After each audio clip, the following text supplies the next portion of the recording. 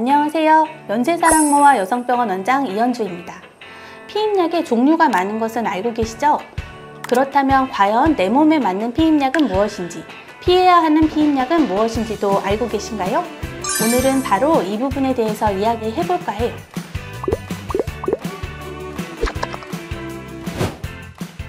우리가 가장 흔하게 접할 수 있는 경구피임약, 크게 복합 경구피임약과 단일 성분 경구피임약으로 나눌 수 있고요. 여기서 또 2세대, 3세대, 4세대로 구분을 해야 돼요. 당연히 4세대를 복용해야 하는 거 아니야? 이렇게 생각할 수 있지만 4세대는 처방전이 있어야만 구매할 수 있는 만큼 약국에서 쉽게 구매할 수 있는 2세대, 3세대를 더 많이 복용하세요. 그렇다면 둘 중에는 3세대네? 이렇게 생각하셨죠? 물론 3세대가 2세대의 단점을 보완해서 나온 약이기는 하지만 2세대 약이 가지고 있지 않은 부작용을 가지고 있기 때문에 상황에 따라서는 2세대 약을 복용해야 하는 경우가 있을 수도 있는 거죠. 먼저 2세대와 3세대 피임약의 차이를 확실하게 알고 있는 게 중요하겠죠. 2세대와 3세대의 피임약의 가장 큰 차이는 바로 성분이에요.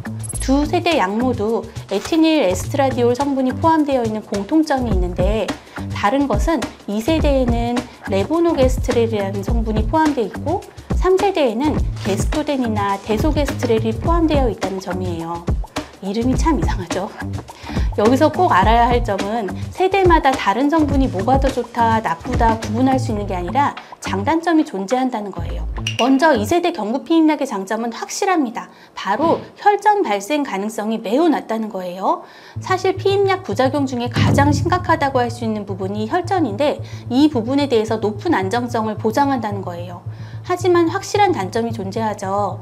레보노게스트렐 성분이 남성 호르몬 효과를 가지고 있는 만큼 여드름, 다모증, 체중 증가 등의 부작용이 발생할 수 있어요.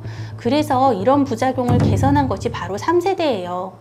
부작용만 개선했다면 3세대만 사용해도 충분했을 텐데, 하필이면 2세대의 장점이었던 혈전 발생 가능성이 3세대에서는 약간 높게 나타나는 부작용을 보이고 있어요. 개선된 약이 아니라 장단점을 서로 바꾼 약이라고 할 수 있는 거죠. 또 4세대는 2세대가 가지고 있는 남성 호르몬 관련 부작용을 넘어서 여드름이나 다모증 치료에도 효과적인 만큼 해당 부분에 고민이 있다면 효과적일 수 있어요. 하지만 위에서 말했다시피 처방전이 필요합니다. 바로 혈전 발생 가능성이 3세대보다 더욱 높기 때문이에요. 따라서 의사와 충분히 상담을 한 뒤에 복용 여부를 결정해야 하는 것이죠. 이렇게 장단점이 뚜렷하기 때문에 자신의 상황에 맞춰서 선택하여 복용해야 합니다. 먼저 혈전 발생률이 낮은 2세대 경구피임약이 적합한 분들은 어떤 분들일까요? 가장 먼저 고려해야 하는 건 고혈압이나 당뇨 등 혈전 위험성이 높은 기저질환이 있는 분들이고요. 이미 혈전 관련 질환을 앓고 있거나 이력이 있는 경우에는 발생할 위험이 크게 증가하기 때문에 혈전 발생 가능성이 낮은 2세대를 복용하는 것이 좋겠죠. 또 흡연을 하시는 분들도 혈전 생성 위험을 급격히 높이는 만큼 2세대를 복용하시는 것이 좋아요. 단 35세 이상일 경우에는 금기사항이라고 할 만큼 위험성이 높아지기 때문에 종류를 떠나서 경구피임약은 흡연자의 경우는 복용하지 않는 것이 좋아요.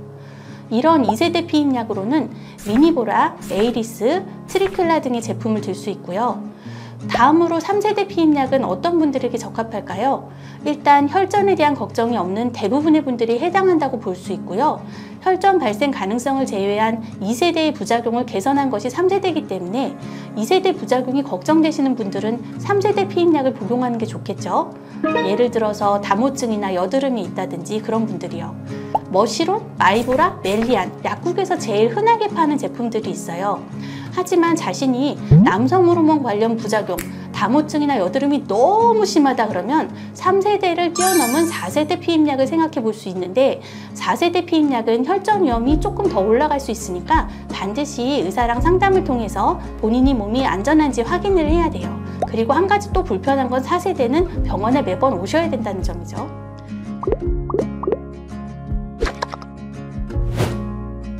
이처럼 피임약은 경우에 따라서 선택해야 하는 상황이 다양한 제품이에요. 한번 나에게 맞는 제품을 선택할 수도 있지만 이론과 다르게 맞지 않는 경우가 발생할 수도 있는 것이죠. 각각의 제품에 따라 성분의 차이가 있고 그 차이가 미세하더라도 큰 반응으로 나타날 수 있는 것이 피임약이기 때문에 세심한 비교를 통해서 자신의 몸에 맞는 피임약을 선택하시길 바랄게요. 저희 연세사랑모아 여성병원에 오시면 제가 꼭 맞는 피임약을 추천해 드리겠습니다. 지금까지 연세사랑모아 여성병원 원장 이현주였습니다.